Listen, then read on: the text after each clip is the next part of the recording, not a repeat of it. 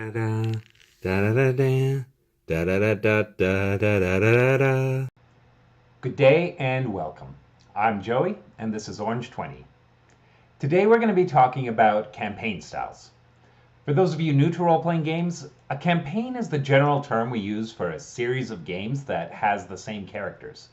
If this was a TV show, it would be the whole series, and if it was a set of books, it would be the entire set of books. This one may be a bit more for game masters than players, but hopefully there'll be something for you in here.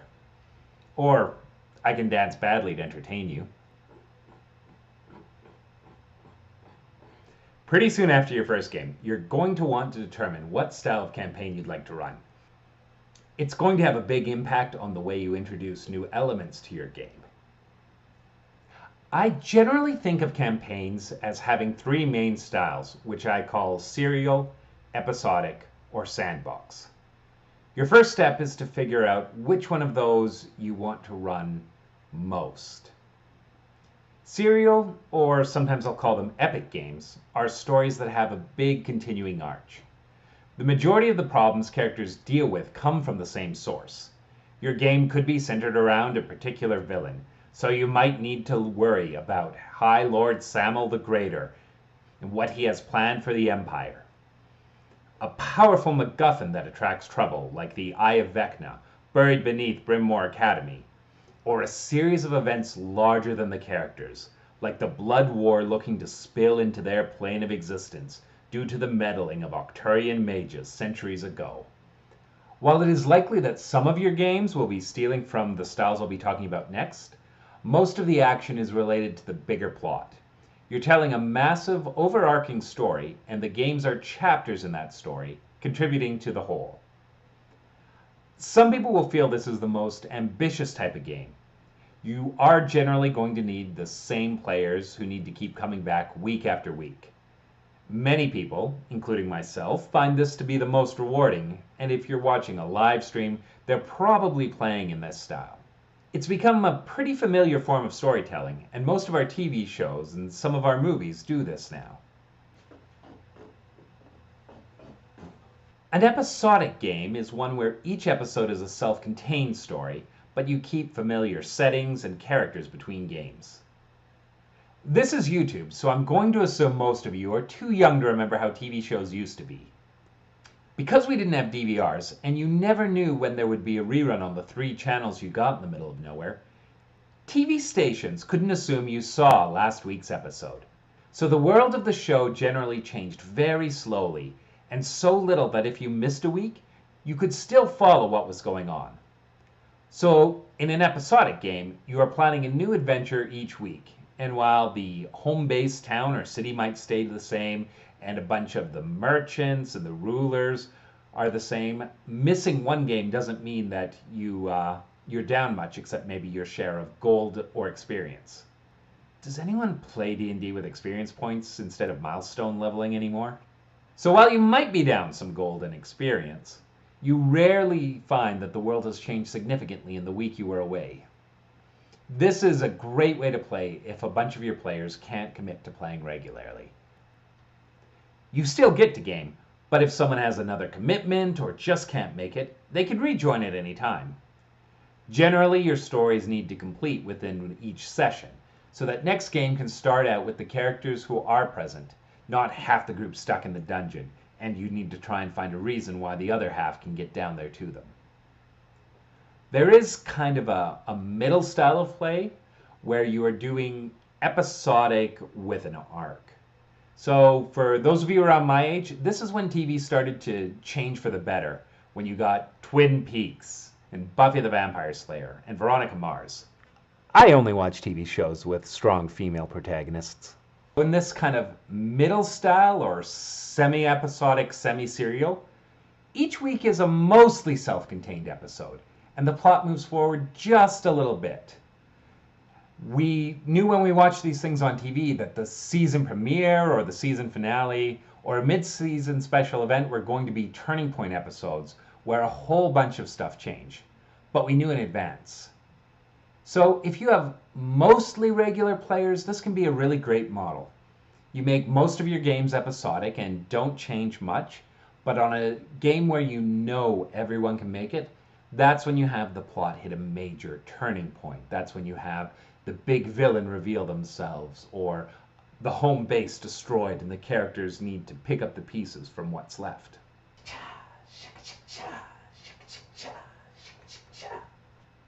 Sandbox games are the style of game I tend to run the least. This has a lot to do with the fact that I tend to be more narratively focused than mechanically focused when I run a game, and that's kind of how I view the strengths of both of these styles. You probably know the term sandbox from video games. It's where there's a world you can just go and play and do whatever you want. When I think of an episodic game, I tend to assume the game master came with a very particular adventure planned. When I think sandbox, I assume the game master has a world filled with different dungeons or quests that the players can choose from, but they don't necessarily know until they sit down at the table which ones the players are going to choose. I tend to find the sandbox style to be a lot of work, and it's rare for my games to be very dungeon crawly. I always assume that the people who are best at creating this style of game have a binder full of pre-made dungeons, and they just pull one out of there. Mine's mostly full of different character sheets and relationship maps between them. I tend to think of these styles as being on a spectrum. Serial is the most narrative, and Sandbox is the most mechanical. To succeed as a dungeon master, you should try and play to your strengths, and run the type of game that interests you most. I tend to lean more towards the serial games, and when I try to run the other styles, I find that I keep adding more and more meta plot in until the sandbox game is ruined because I took out all the sand to build it into castles for my meta plot. For an overarching campaign, I tend to think of episodic as the easiest of the three styles, and it's where I would advise new dungeon masters to start. You only need to know what's going to happen in the next 6 hours. You don't need to worry about foreshadowing or long-term character development. You don't need to build 3 different dungeons, 8 levels deep each, and then have players only choose one. You're focused on what's happening next. The other thing is, when you only plan one more game in advance, you don't have the pressure of, well, I introduced this villain, or I gave them the map to this distant dungeon that they can't go to until they're around level 6, and then have the game fizzle out before you get there. You don't want to put too much stress on yourself in your first campaign. If you do manage to run it all the way through, that is great. If you find you fizzle out early, you will have players telling you for years afterwards that they'd love to get back to it and see what happened next, even if it fizzled out because you felt it wasn't going anywhere and you weren't sure what to do next.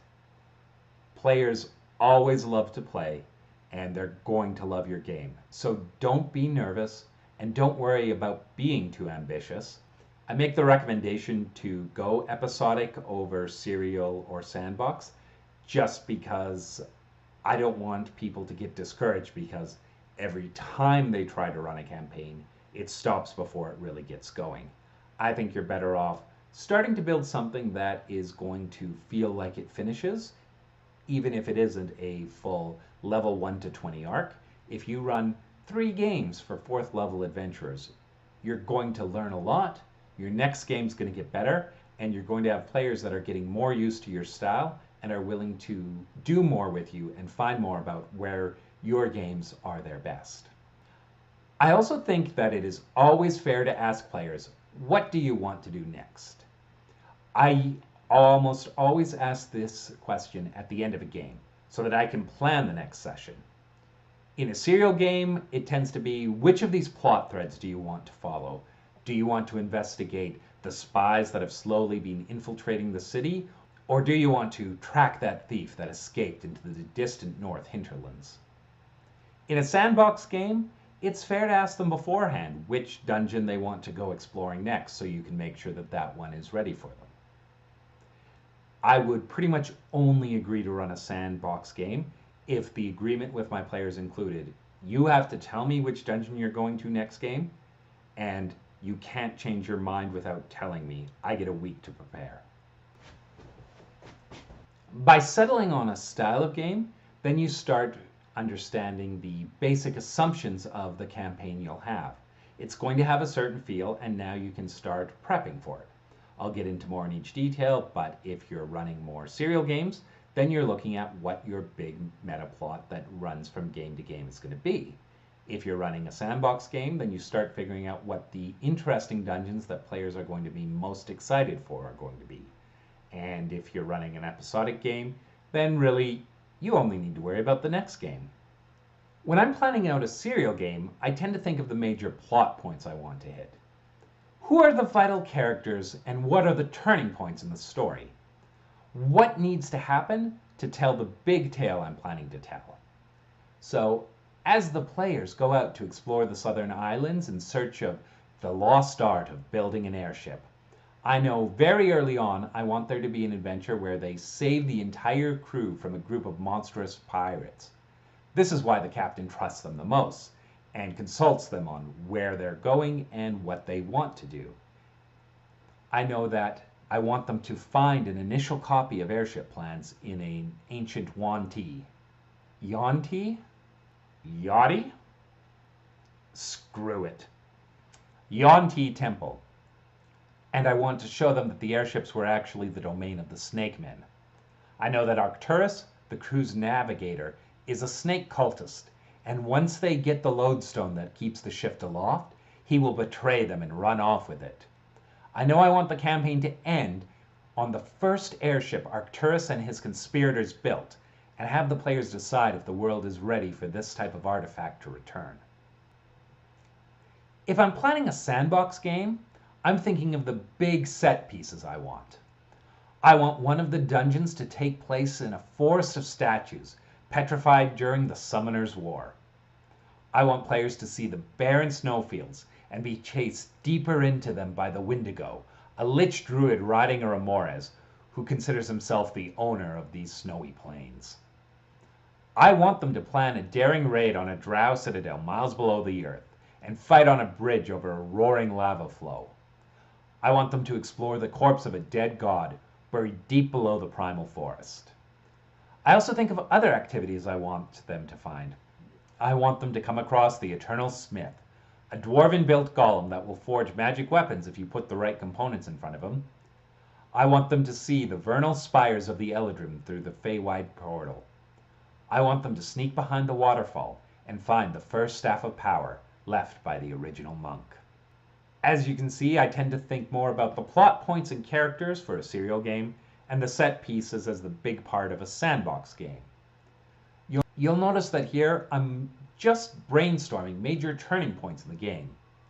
Once you find the Eternal Smith, your characters are going to want to keep going back. The game is a different game when they are regular crew versus when they are the heroes of the ship versus when they're on a desperate chase after the man who betrayed them. I also leave most of the details blank. You won't know how your characters will react to the situation, and if you try to script out everything in advance, your players are going to start feeling railroaded.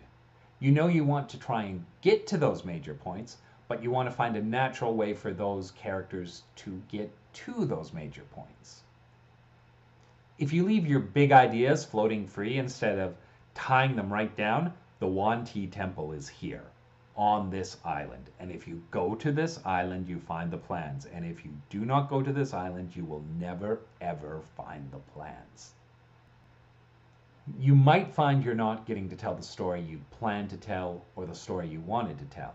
However, if you just know it's a Yuan-ti Temple and eventually their quest will lead them to it, then you put it down when it's appropriate for them to find that temple. I also want to touch on the difference between campaign building and world building. World building is a really fun activity where you start making maps, developing history, and determining more about the world your characters will be exploring. But this is background. You can listen to my fat face over there about how background should stay in the background and you bring pieces of it forward as you need them, but they aren't central to your story. When you're developing your campaign, I recommend you start small. Zoom in on the one piece you need. So you've had your first session and you know the place where your characters start, where that town or that ship is where they're going to be adventuring out from. You want to slowly get bigger, pulling the focus out into the wider world. As your players start to outgrow their starting town, they will want to know the new bigger homes and how it relates to the first place they were in the world. You can also mine your players for info to develop your campaign. When you need a new country, make it the home of one of the characters who decided to be a foreigner at the start of the game. When you need a new villain, why not have it be the tyrant from the folk hero's background? Integrate the things your players came up with into your game. If you try and set it out all before you meet them, or try to have it all ready before they sit down at the table, you can't adjust to their good ideas. And this is a collaborative game, so you want the things that interest them to be part of the world. Their enemies from their backstory should be the enemies they face in the game as well. One of the things players can do to help out is to remind the game master of some of the plot hooks they put into their backstories. I find it very helpful when a player pulls me aside and mentions I haven't had the criminal organization that's hunting them show up in a while, or they've been looking for their long lost relatives and haven't seen a clue in quite a few games. Often, the reason it hasn't come up is I forgot about it, and I can weave it into my next plot. There's usually an easy way. Octurus is heading back to the city of Nienna, but that's where the Thieves Guild that's been hunting me for years has their headquarters. Finally, without too many details in mind, you may want to start envisioning your endpoint. For a sandbox game, I think of it as the master dungeon, whether it is the corpse of the dead god deep below the lands, or a moon palace you need a magic whale to get to. For a serial game, I tend to think about who the greatest foe is and what the final confrontation will look like. It's their Bond villain master plot and what you need to do to stop them. You don't want to set this finale in stone. This is where things will go if the players don't surprise you. And if the players don't surprise you, you might not be playing a tabletop RPG. Use the endpoint as a guideline to where you'd want to be, and keep introducing things that move you a step closer to it. But don't hold on to it too tightly. Be ready to change, be ready to let the characters' actions change where the story ends. They're the main players in your story, the central characters, and the things they do should change where things end up. Every game you play is a stepping stone towards that endpoint, but that endpoint looks different based on what your players have done. This episode is brought to you by The Worst Lee Ever. You can find that here. I agreed to do a Let's Play with my buddy Renarin, and we played Telltale's Walking Dead, and had Lee make all the most morally reprehensible choices that we could as we played through the game. The ending was not what we expected, and we'd both played the game before. It's a good example of how players moving through your campaign will leave the marks or scars on your game's very soul. YouTube stuff. You should like and subscribe. Give me a comment because you're smart and I want to know what you think. Thanks. Da da da da da da da da da da da da da.